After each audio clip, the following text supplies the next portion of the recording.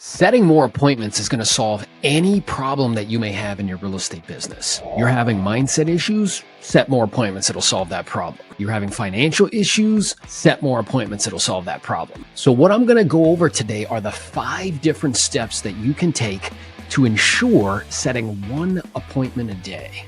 So the first step that you want to focus on is avoid getting contactitis. By that, what I mean is you prospect for appointments, not contacts, right? Intention is like a colorful dye and it'll end up permeating everything that you do. So get very clear on the intention when you're engaged in the act of prospecting.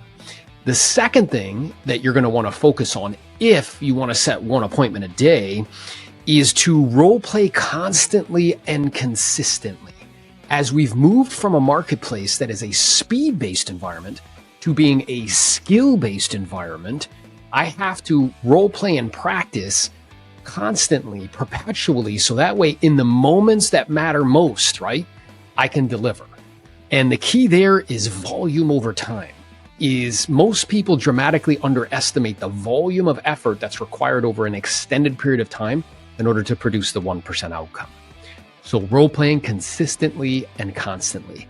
The third thing that you're going to want to focus on, if and only if you want to set 1 appointment a day, is you want to prospect for 3 to 4 hours per day, right? It logically makes sense, which is if the opportunities go down, we went from 6 million transactions in a calendar year to projected this year of 3.8 million, then that means that the opportunities are fewer.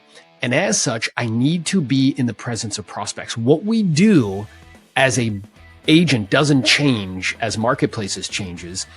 How much of it we do and how we do it is what changes. So we need to dramatically ramp up the amount of time that we're looking for people that could use our service.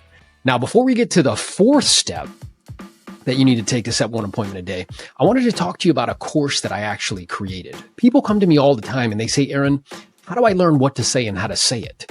Because if you knew what to say and how to say it, you'd be on the phone making phone calls, because knowledge equals confidence and ignorance equals fear.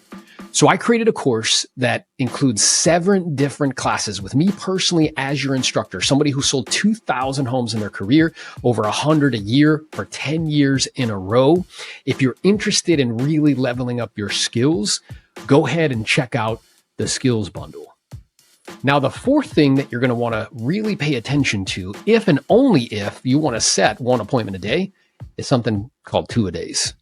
So what that means is that if you've prospected for that 3 to 4 hour session and you don't have an appointment in the afternoon, then the logical thing to do is to put in a 2nd session, right? Put in more time looking for prospects. Again, as the opportunities go down, I need to be really looking for those folks who can use my services, right? And find out if we could be of assistance. And then the 5th and final thing that you're going to want to focus on, if and only if you want to set an appointment a day, is to focus on the opportunity, not the obligation, right? Whenever I find myself feeling as though I'm obligated, like I have to do something, that feels like a trap. At the same time, if you think about an opportunity, you get excited, right? So what is the opportunity? Well, in my marketplace, there's about 2,000 to 2,500 transactions each month in the multiple listing service. What that equates to is between 4,000 to 5,000 transactions per month. And at an average commission of, let's say, $10,000, that's $40 to $50 million a month in commissions. How much of that do you want? That is the opportunity.